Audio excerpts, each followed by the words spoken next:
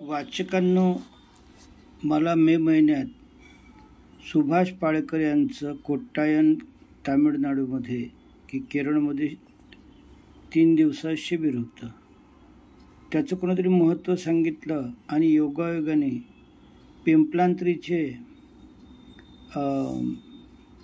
श्यामसुंदर पालीवाल जी बोलता बोलता बोलले कि मोदी साहब ने भी मुझे सुभाष पाळेकर खेती का अभ्यास करो ऐसा कहा. ते शब्द माझ्या कानावर पडले आणि माड्या कर्नाटक येथे मला हे शिबिर करण्याचा योग आला. आणि तिथं इंग्रजी आणि कानडीमध्ये ते ट्रान्सलेशन होतं. 50% समजलं.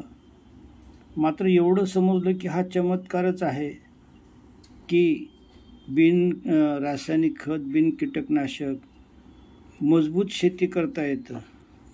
आणि मग तेव्हापासून जसं जसं मी अभ्यास करत गेलो आणि आता तर 10-15 दिवसापूर्वी मी राष्ट्रपती मॅडमला जे पत्र लिहिलं त्याच्यामध्ये सुभाष पाळेकर हा विष्णूचा 10वा अवतार असं शब्द वापरले.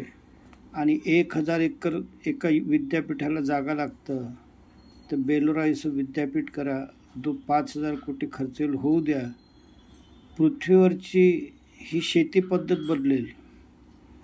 आणि मग अशा ह्या व्यक्तीचा त्यांनी आपल्या मराठी लोकांना, आपल्या भारतातील लोकांना सोप्या रीतीने जगाचं शास्त्र समजावून सांगितलं.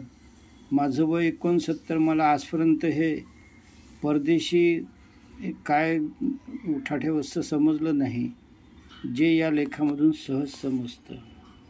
आता यांनी प्रत्येक रविवारला एक लेख मला सुरू केली आणि याच्यामध्ये आपल्याला परदेशी चरकीय आपलं हे जे आपलं परकीय चलन खूप खर्च होतं ते कसं वाचवता येईल हा याचा आशय आहे.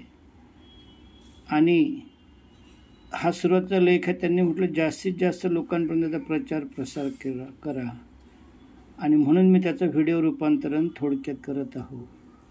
तर अशा रीतीने हा पहिला लेख फक्त जास्तीत जास्त लोकांपर्यंत माहिती जाऊ द्या. आपण बिना रासायनिक खत, बिना म्हणजे कीटकनाशक आणि बिना अशी महागडे बिजवाई छान शेती करू शकतो. भारतामध्ये खूप इंटेलेक्च्युअल लोक आहेत. इकडे अमेरिका आपल्याला लाथा मारतं आणि आपले भारतीय लोक तिथं त्यांच्या अमेरिकेची गुणवत्ता वाढवतात. तर असो, पोटाच्या मारल्यामुळे ते गुलामगिरी सोसतात, चांगली गोष्ट आहे, लक्झरियस जीवन जगतात. तर एवढे बोलून हा जो पहिला लेख आहे त्यांचा हा लेख मी इथे थांबवतो.